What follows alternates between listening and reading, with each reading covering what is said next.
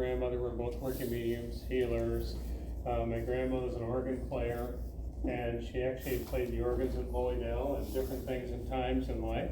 So I find that being raised in and being encapsulated in that belief system, I found it very strange to go to school and other children in the sense of what they believed and what they thought. I used to come home to my grandmother and I would say to her, I said, what's wrong with them? Why do they think the way they think? You know, and when you mentioned about the world and the healing, you know, I was always taught as a child to work with healing. I remember my father saying to me one time, because I was very mechanical and I was only 8 years old, and I took a lawnmower apart, put it back together, and made it run. And naturally, I never had any training, but I just knew what to do. And I look at the energy of the world around us and how crazy it's been getting. And in my mind, I'm 69 now in age, but I also look at the world around me and I think, how many people in the world right now are noticing the narcissistic attitude and thought, and the selfish attitude and thought, and anyone that has any power at all, they're wielding the power in somewhat of a negative manner. And I look at the energies that are going on, and I look at the country, and I think about the healing. Because when I was taught as a child to work with healing, my grandmother and mother always said to me, healing is mediumship. And mediumship, whether it is a word to someone or sharing with someone and giving them a message, what spirit gives through you, you know, the healing is the same energy. You know, I had a gentleman say to me one time, he's a carpenter, and he goes, well, that's like the battery tools. If you need the drill or the power saw or whatever, you know, it works. And I said, all we need is understanding and belief. You know, I've dealt with a lot of people from a lot of different religions. And I remember a gentleman coming in one time, and I read for him, and he was, I think, 85, 86 years old, and he'd been a Catholic all his life. And he said to me, he said, you've read for my whole family. He says, I'm talking my wife. He says, my sisters and brothers. He says, and I never came. He says, you've read for my kids and their kids. And he said, I never came. He said, I'm in 4th stage of cancer now. He said, I think it's time to come. And read for him, and we finished the reading, and he said to me, he says, you know, he says, as a young man in college, I used to dream the future. And he said, when I dreamt the future, he said, I actually blocked it out because there were things at that time that he had seen which was war related and the world going through the turmoil it was going through, and he recognized it. And he really had shut it down considerably. And we were talking about it, and after that, I got another time where I talked to his family, and his wife said to me, believe it or not, my husband's reading for us now. And I said, reading for you? And she says, yes. He's dreaming things, and he had reopened what he had when he was a young man. He had reopened that and really established trust in what he was getting. And it was coming through, and the accuracy of it was really pretty amazing. So if we look at things in our lives, how many of us here as a child, no matter what age as a child, but as a child, would have the awareness of you feeling things before they happened, or sensing what was going to occur, and also feel things to be aware of. As a child, I always had a feeling with people that it's like I liked them or I didn't. You know, I mean, there was no in between, no gray. It's like they're okay or they're not okay. And I remember my father having an attitude. He was German, and he had an attitude about it. He said, I like him or I don't, I trust him or I don't, and that was it, no gray. And I remember one time watching him, and his statements would always be, I thought that. And as a child, I'm looking at him, and I'm watching Spirit give him things, and his statement verbally would be, I thought that. And I always found it interesting that it's like Spirit's giving him all these things, and that's his statement.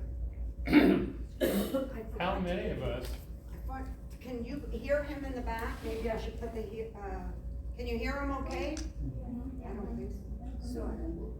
Yes, come and move up here if you can. But we do have the, maybe I should give you this, I'm sorry. That's all right. They're generally clearer from their own voice, Francis. Yes, it is. Okay, so if everybody can hear, then I'll just leave it alone. How's that? Pardon? Okay, sorry. I apologize. If That's everybody all can hear right. you. Thank you. No, I find to be aware of the idea when we were a child, how sensitive were we? How open were we? What were we aware of that, let's say later in life, we actually pushed away or got so caught up in the physical world energy that as we get caught up in that physical world energy, here's all these diversions. We gotta take care of all these other things. And now we're needing to go back to it because I really feel the world in general has gotten so caught up in the conscious world energy that it really ends up being a mess. And I look at things, you know, like when you were saying about Ukraine, you know, if you go back a few presidencies, they had them let go of all the nuclear. But we had made promises to take care of them and arm them and whatever. Well, I look at all these people in these other countries, and they're all clapping their hands and they got their ties on and they're going home to a nice dinner and a nice home. And I look at all this energy and it's like, wait a minute, you know, they're standing there saying we're helping and we send them food and water. It's like, that should have been taken care of before they were ever invaded. And it's a circumstance, I look at people in a sense of where's our real belief of moving forward and doing something that we know we should do. And how many times are we caught up in the idea that we're in our own little bubble? And I believe on a human level, we have that ability to be in our bubbles. But I find with spiritualism, my mother, grandmother, one of my teachers was Dana M. Bailey, and he was a trance medium. And I was around him from about 7.5 years old till the day he died, and he was in his 80s. And it was really interesting to work with him. I had sat in his living room many times as a child with my mom, and he'd go in trance. And Sir Arthur Conan Doyle would come through and speak, and different ones would come in that were great speakers, and they would do lectures for us. And we'd sit in the living room and listen to him lecture. Nearing the end of his life, he was blind. Excuse me. I would drive him to the universities to speak. I'd drive him to different schools where he would teach. And it was really interesting as a young man watching someone work. And I remember being at Kent State University one time and getting him lined up on the podium. And they said, well, we'll take care of him on the podium. And I said, no, there's a 4-foot drop off the stage. I said, I'll set him up where he needs to be. And I put him in a chair directly behind the podium and he could just walk to the podium. And I remember him standing there. And he said to me before I left stage, he says, my guys are gonna come to you and they're gonna talk to you. I said, fine, Dad. Excuse me. I was sitting in the first row in the audience. And he's up there lecturing and he was in trance. And his guides came to me and gave me the next few sentences he was gonna say and went back to him. And after it was all over with, he said to me, those 3 sentences they told you before I spoke them. And he had that ability when he was working with mediumship that whatever someone else would be picking up on, like I work up in Lowendale, New York, in a spiritualist community there, 140 some years old. And that community is based on spiritualism. You need to be a spiritualist to live there and, you know, that environment. But Danny used to say to me, he said, and when I was just a little kid, he'd say, I want to know what you feel, not what you're thinking. He said, I want to make sure you're dividing it and saying, what am I really feeling versus our own thought? And how many times do we muck things up by having our own thoughts in something that we're asking help for? You know, when we send out a thought in prayer, we're asking for help. How many times do we keep the clarity of receiving the help without getting into it in a conscious way? Because many times we allow our consciousness to go in and divide things up or separate things, say, well, this I can, that I can't, or this I would, or that I wouldn't. And I find working with mediumship, you know, I've read for people since I was just a little boy, but I look at things at times and I see people and we confuse ourselves greatly. And when we confuse ourselves, we get diverted by many things around us. You know, Dana always said to me, he said, I want to know what you feel, but he says, what do you really feel? It's not you thinking, not you feeling, but what are you being given? And I'm sure each one of us in different ways has things given to us that's really a helpful energy. And it's something that we have a guidance. And every one of us, I believe, have guardian angels. Get some water here. Thank you.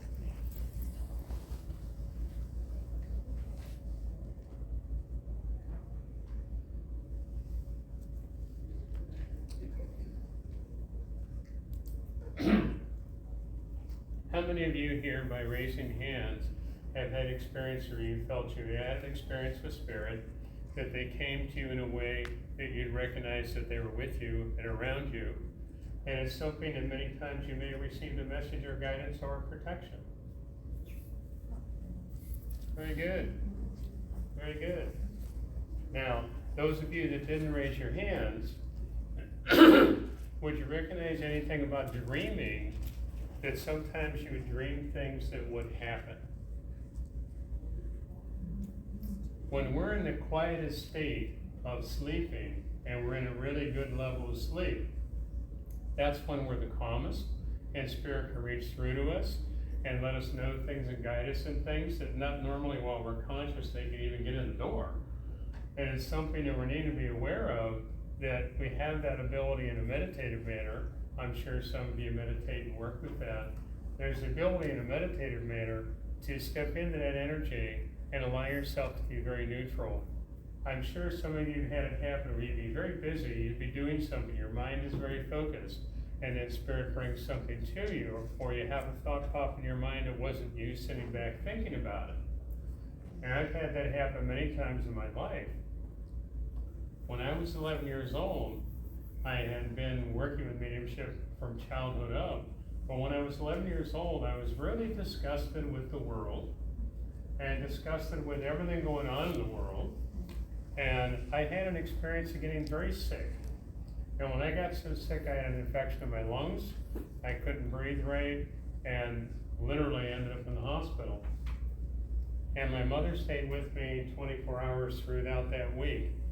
In a week's time span, I lost 26 pounds. And in a week's time span, I had 106 temperature. And I stepped out of the body 3 times and went through the tunnel of light. And when I went through the tunnel of light, I experienced my grandmother, because she had already passed, and she was standing on the other side of the river, and she said to me, "Gregory, come here." When I was a child, she'd say, "Greg, no problem." But if she said Gregory, you better listen. You better have your ears on, because it was an energy of right now. And I remember having her say Gregory, but softly, and she said, "Come here, it's all right." And I remember walking across the water on the river, and it was the strangest thing in my mind, because in my mind I'm going, "You're walking on water. You know, what are you doing? This is against everything that you normally would think in the conscious world." And I got over there and I said to her, I said, "You know, I'm worried about Mom." And she said, "Don't worry about it, you're going back." She said, "But you needed to experience and learn some things while you're here." Well, I refer to it now as this happened 3 times in a week's time span. And I refer to it took them 3 times to convince me to come back. Because when I was over there, everything was really amazing. And the colors were amazing, the energy was amazing. And I remember my grandmother and Jesus was standing there, and she introduced me to him, and he said to me, "Do not be concerned about your family. You will go back, and you'll be with them. You're going to live on. But you need to know these things." And you know how on the news you see a ticker tape on the bottom and it's showing all the information rolling by? I was seeing photographs and pictures of events in the world that were going to be happening. And the events kept rolling by, and I know that in my life now, there's still events that I'd seen then, that are still happening. And I remember the first space shuttle, I was in my family home, and I said to the people there, relatives there, I said, "It's gonna blow up." I said, "It's gonna blow up." I said, "It's gonna go up and it's gonna blow up." And I had a circle in the basement of the house. We had 14 people, and the same 14 people for 20 years. We had a circle. And we didn't have invited people in or anything. It was just the 20, that was it, and we had the circle. Usually averaged at 15 to 18, on the group that was there. But having the same energy, the same seating, the same flow of energy all the time was really amazing at what would happen. Those of you that have heard about trumpets, we had trumpets fall over, roll around on the floor, speak to some extent in whispering, and we had a lot happen where the manifestations would really be pretty powerful. And I remember having that experience and saying, let's pray for the people on the shuttle because, on the rocket they're just not coming back. And I don't know if anyone here remembers when they had closed the rocket, remember in the news they said a handle broke off on the outside of the rocket because one of the handles that slid in, it broke off. And I said to him, that's closing the fate. That was gonna be a closing of the energy. And it went up and exploded. And at that time they said, well, they died in the explosion. And I'd seen them breathing the oxygen and everything was on fire in the cabin.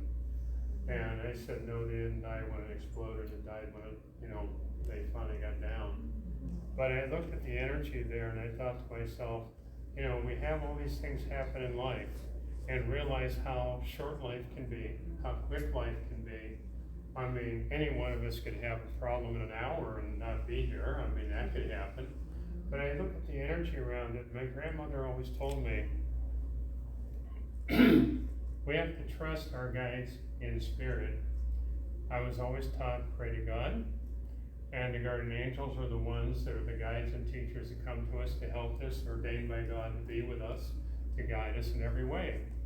And I look at all the people in the world, and as a child I used to say to my mom, why are they so angry and emotional and upset when someone passed? Because in my mind, it wasn't that they left, it was a change of energy. When my grandmother passed, and she passed in the hospital, and I stood by her bed, and she handed me her glasses and put them in a glasses case and said, go home and put them on the dresser. She said, I'll be home shortly. And I leave the curtains and I come out in the middle, and at that time I didn't let little kids in the hospital. And the doctor had a fit. Here's this kid up, I don't know how many floors we were on. And my dad said, we're gonna go down and sit in the lobby. And Mom stayed with her mom until she passed. But I look back at that, we went home that evening, and my dad said to me, he said, well, what are you gonna do with the glasses? I said, I'm gonna put them on the dresser right where she would normally put them. And I opened it up and I set them on the dresser, and the next morning, the glasses were in the glasses case. And my mom and dad didn't come in the room.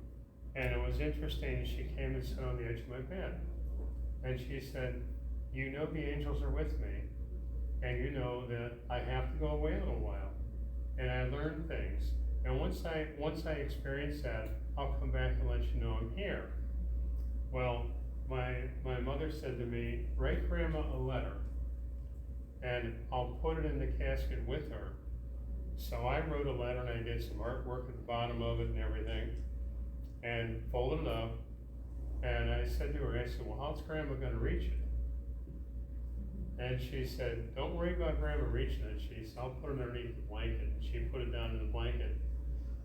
And years later, a young man from Canada was down there at the Dale, and he was a working medium. And he said to me about a letter I wrote to my grandmother and described the artwork on the bottom of it. And I look at the energy there, how Spirit knows so far ahead how we're going to have things happen. And if we're open to it, they'll guide us in that and allow us to know and be in tune to what's coming. There's many times, I have a friend of mine that I was over at his apartment one time, and he's looking for his keys, and he couldn't find his keys, and he's getting more upset that he couldn't find his keys. And I said to him, I said, Greg, I said, let's look at it differently. I said, Spirit's making sure you don't find the keys because they're protecting you from an accident or a problem you would have. And he stopped and he looked at me for a moment and he goes, I don't know how you believe what you believe. And I said, I know that's what's happening. I said, you walk through the room again, and I said, they're gonna be right in front of you. They were literally laying on the coffee table with nothing else on the coffee table. They were laying on the coffee table. And that's something we're needing to learn to trust, is allow ourselves to go back to that feeling that we had the ability when we were a child. And if we can do that, it doesn't matter what age we are, we can do that. It's gonna bring back that balance of our ability in this world, like you shared earlier, the idea of the healing, what we can be doing and how powerful it really is. You know, I lived in Warren, Ohio, and I remember working at a Unity church there, and I always enjoyed being there. And we had what they called a rap session. And we had like 40 people in a rap session, and it was wonderful. We had a good time. People asked questions. We did all kinds of things. And the minister had to leave. And the minister said to me, you take care of it, you run it. And did the whole circle, we had a wonderful time. And then we had to enlarge the rows of chairs because we had more and more people coming. And these are people from every faith that you can imagine, and they're all there. And she said to me, she said, I'm being told I'm changing churches. They wanted to move her to another church. Well, between two people in the church and myself, we took care of the ministry part of it and ran the church on the weekends for probably 3 months. And I wasn't a Unity minister. And we had a wonderful time with that. And then we got a brand new Unity minister that was brand new right out of the training. And she walked in there and she goes, but you're a spiritualist. And I said, yes. I said, I believe in God, you believe in God. I said, we're all sharing. And I knew everyone in the whole place, and we had a wonderful time working together. But I look at the energy there and the meaningfulness of recognizing all the barriers we put up in so many ways of supposedly religions and belief systems and organizations and higher echelon and whatever. And, you know, I always look at that and I think to myself, it's like, why do we need to have all these divisions of things that really restrict and separate so many people by supposedly beliefs? You know, Danny came back to me when he passed away, my teacher, and he's been around me many, many, many times, but he came back to me right after he passed, and he said to me, my daughter and my son would go along with his beliefs completely, and they were very religious in another religion. And all the books he had, you know, on astrology and spiritualism and, I mean, a little bit of everything, because he was really a scholar. It was amazing. They basically got rid of everything. And he said to me, he said, I'm so sorry I didn't give them to you when I was able to. And I look back at this and it's like, how many times do we have the part of us that says, I'm trusting these people or family or whatever it may be. And in an inner knowing level, we can't depend on the fact that they would follow through and do what we're asking. You know, I just had a lady recently that I read for, and she said to me, she goes, you know, Greg, she says, you read for me before, and she said, I'm changing it around to where Spirit suggested to me who I had in charge to handle things. And she did it. And she didn't tell anybody she did it. And I had her come through to me after she had passed, and she said to me, she goes, boy, did that stir things up. But it was so funny because she said to me, I'm at peace with what I did, and I'm at peace with the people that I placed in charge, and it's done right. Absolutely right. How many of us sometimes sit back and debate, who are we dependent on? Who are we trusting? who are we gonna really feel that can handle things for us in the ability that we couldn't? And I look at that at times because I have a lot of clients that are estate planners and all kinds of things. And one gentleman said to me, he goes, you know, he said, the only thing I tell people is I'm Christian. That's it. He says, I don't go to church. He says, I don't have a church or a particular religion. But he said, I know I'm helping people and I'm guided by God. And we make these divisions on the earth plane, and it really hurts everyone on the whole planet because we make all these divisions. And I find in the fact of, like, you know, you mentioned Ukraine. I look at the energy and I feel the healing energy going there, and the events that are occurring have to occur. They're awakening people to how far away from reality we really are. And I remember Dana saying to me, remember, when people speak the words, are they following it with action? Is there a real action? Is there really something being done that they're saying? And I remember from everyone around me when I was a kid that was a spiritualist or minister, they'd always comment to me, you live the religion. It is not something you do on Sunday, you live it. You know, I've been, you know, my adult life in Lloydale, I've been up there for years. I think, I think in the one school in Lloydale, I taught there for probably close to 35 years in mediumship and healing. And working with people and reading for people when I was a child. I remember being in the healing temple, and there was a lady there that ran the healing temple, and she said to me, and I was just maybe 10, 11 years old, she said to me, she said, you're already a healer.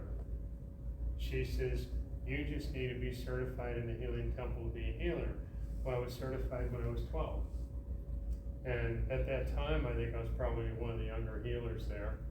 And I look at the energy, and it's something that if we can do what we do in many ways we're really good at, it's like, let's take that same energy and move it into the other areas of our lives we're needing to utilize. And I thought about age, and I looked at age, and there are some people around me that were one of my mentors when I was a kid in Lloydale. There was a lady there that was 106.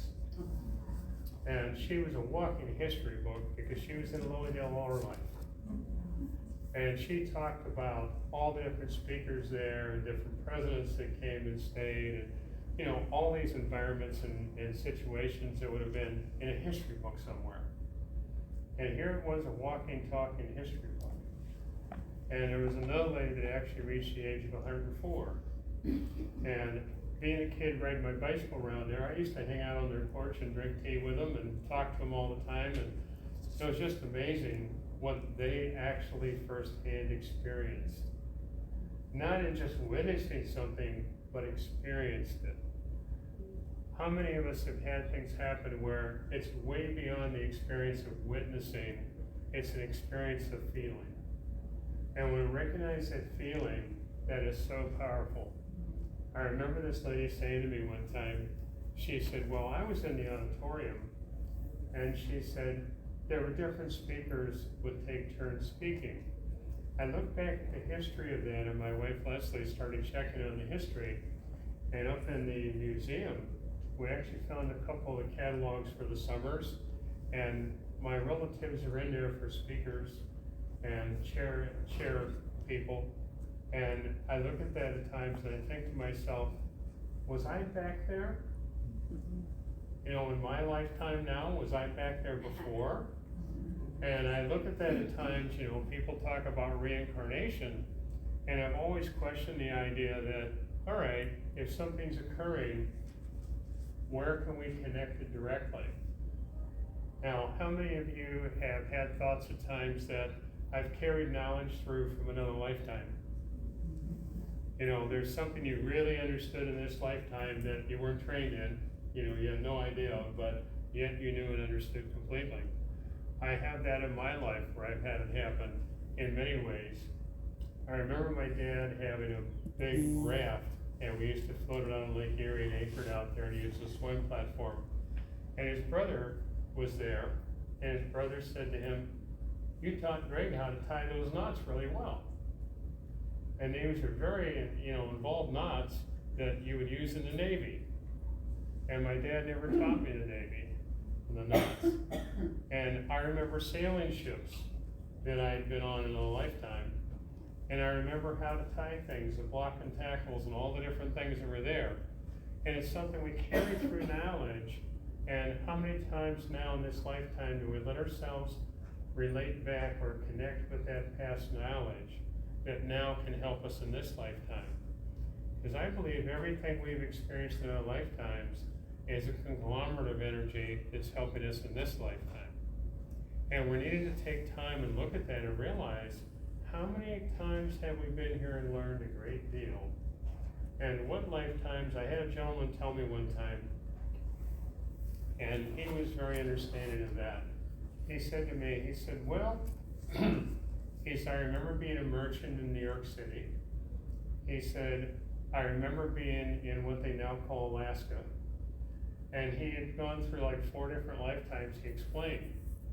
And he said to me, he goes, you meet people and you have an inner recognition that you've been with them before, around them before, work with them, but it could be another lifetime, not just here and now. And we need to be aware of the fact that, look at the abilities of experience we have, and look how limited we gradually become in the lifetime we're in, and the world and how limited it's choosing to be at times. And what are we gonna do about opening it up through our prayer and our thought and our energy? I remember Dana saying to me more than once, he said, remember something, even though we're thinking we're here, he said, how many times have we been here? He said, even though you're thinking about it, that you're here in this lifetime right now, but in this lifetime right now, what knowledge and ability and skills are we bringing through from other lifetimes?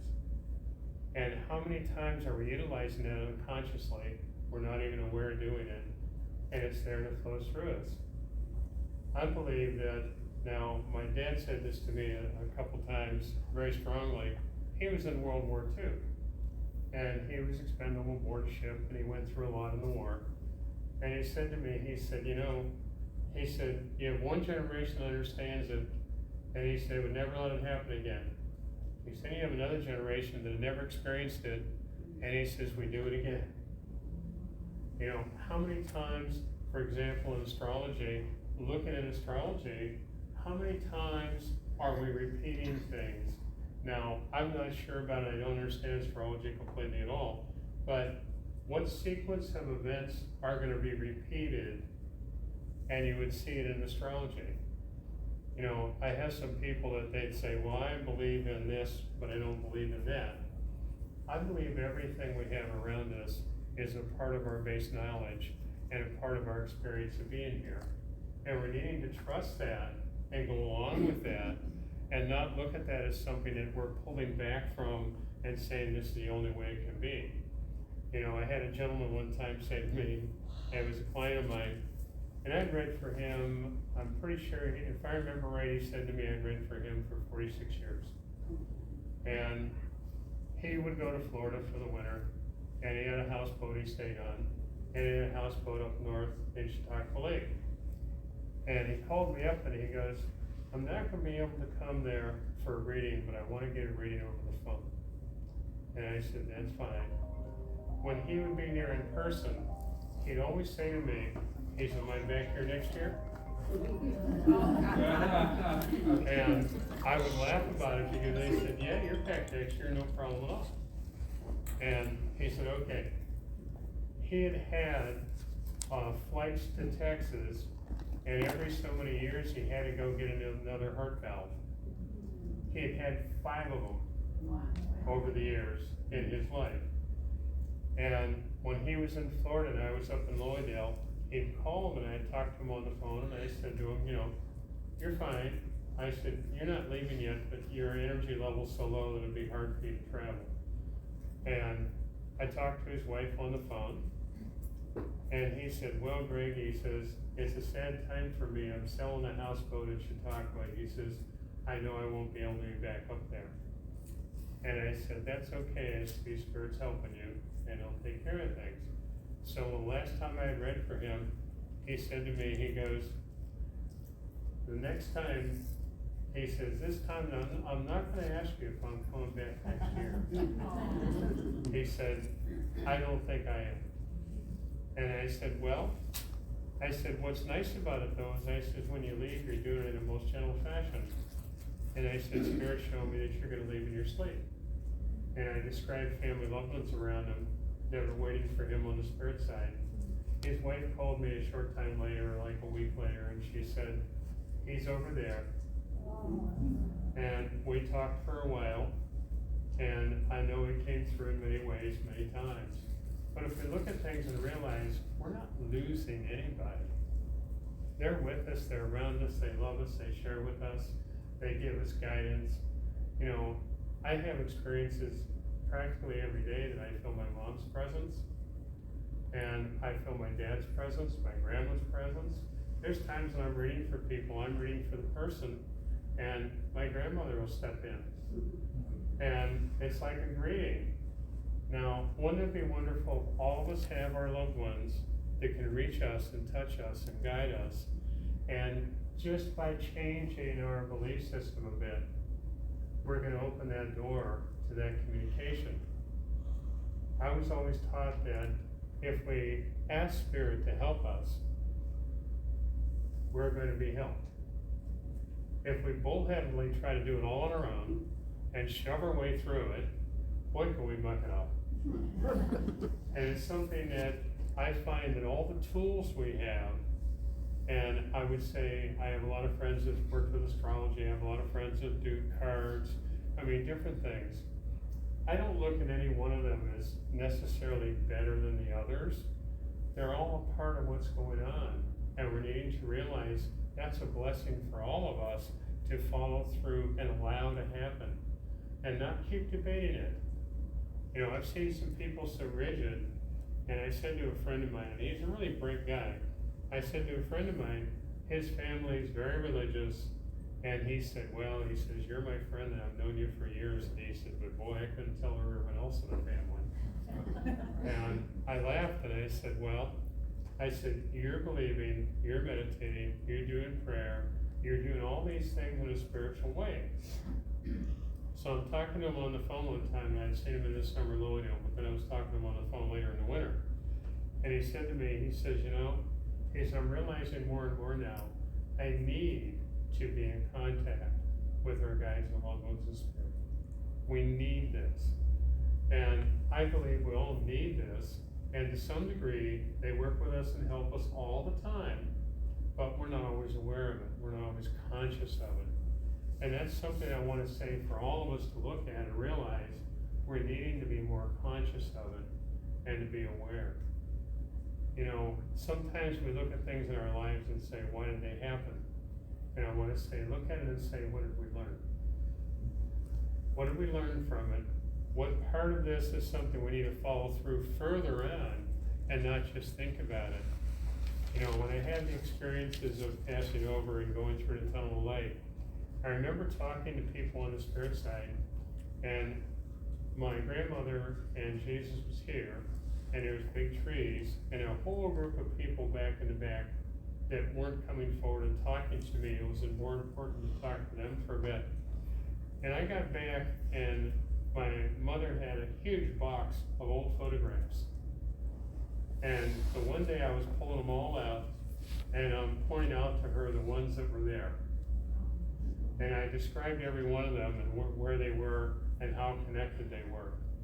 So if we look at that and realize, are we in some sort of little trance that we're in, that we're here consciously, and we're just here functioning at this level at this time, when we have all these other links and connections to other dimensions, other levels?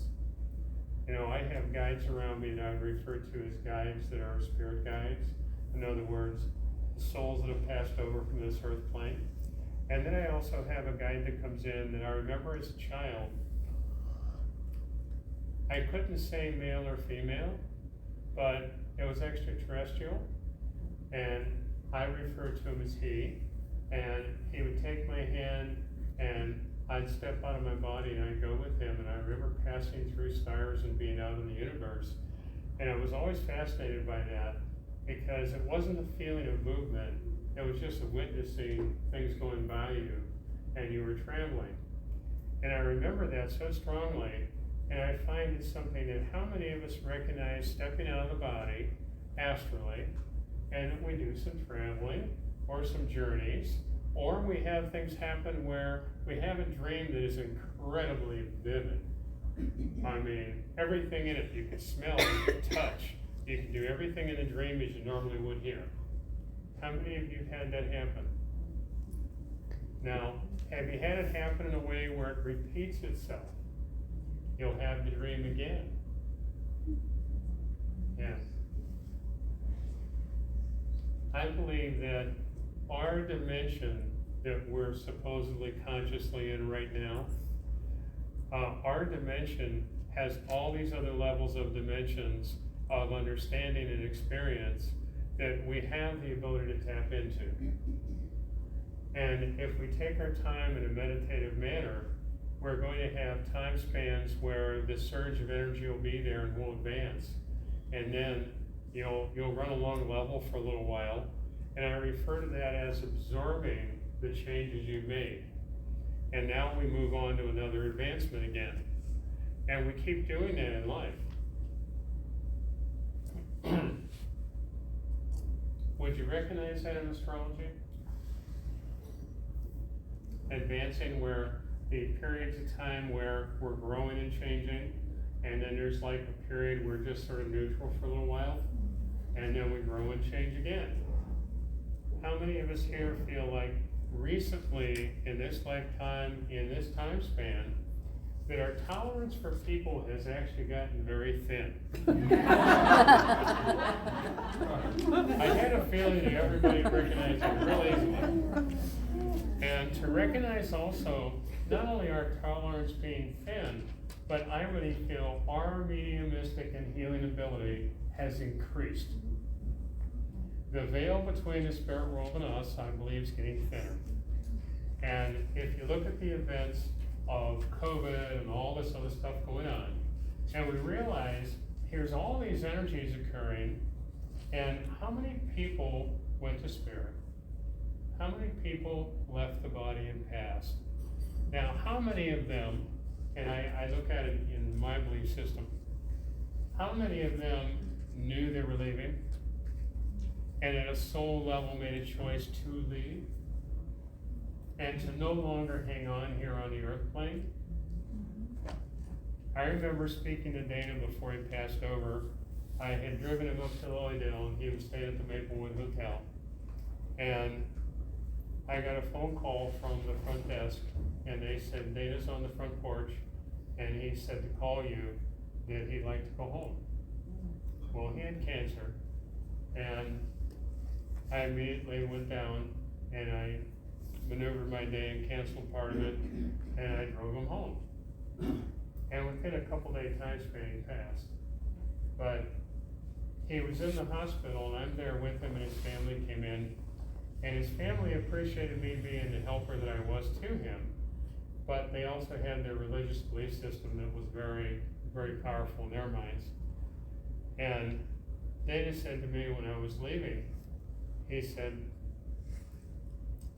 the angels are right outside the window, they're waiting on me. And I said, I know. I said, it's okay. I said, when you have a moment, let me know you're here. And gave him a hug, and his family was like, at one level appreciative, and another level it's like, well, this is our belief. You know? And it was like, it scared them to think the way they're, I was thinking. And Dana looked at him and he said, you know what? He said, everything you profess and believe in, he said, I live it and he lived it. And they just didn't know what to do. And I was not going to be in the middle of that one. I said politely goodbye to everybody, and I was out of there. But it's an energy we need to look at and realize how disconnected we gradually become. And now we're spiritually, the veil's getting thinner. Spirit's working with us more. They're helping us. The events in the world right now are occurring because they have to. And we need to recognize they have to and accept that they have to. And that's the motivator for all of us to get back and focus on healing and balance and harmony and bring us back to the point where we're reaching out and sharing and helping with each other. Whether it is Ukraine or your neighbor or your family, let's look at the energy there and how we can bring that balance back in because it's so important. And we're needing to take that time now because, you know, I've had Spirit come through to me in my lifetime. I always trusted it. My father used to refer to it as all brains and no common sense. You know, it was like, this is the way he worded it. He said, all guts and no brains. He says, when you trust what you trust, he said, there's nothing stopping you. Well, when we trust what we trust, it's Spirit and God guiding us. And we're needing to recognize that because how many times do we look at things like that and then we debate it? We go back and forth on it. The events are over with by the time, you know, we go, okay, now I think I should. The bus is gone. We're needing to recognize in our lives now that we are changing the world and the planet and people's thoughts. You know, I look at all these divisions we talked about there and all the thought process and belief. How many of us were raised in situations that to a degree we didn't have any control over? And it's like, this is the way it is, this is the way it has to be, that's it. Well, how much of that is still holding us back from what we now understand and believe and know is reality? And how many times do we let those holdbacks literally hold us back? And we need to take time to allow it to go forward and work more. Now, I've been here about close to an hour, and what I'd like to do is take a water break for a moment, and then I'd like to come back and have you ask questions if you have any questions, and see if we can answer some questions. And if we can have that in a short period of time, I'll give a few messages in. Okay? Thank you.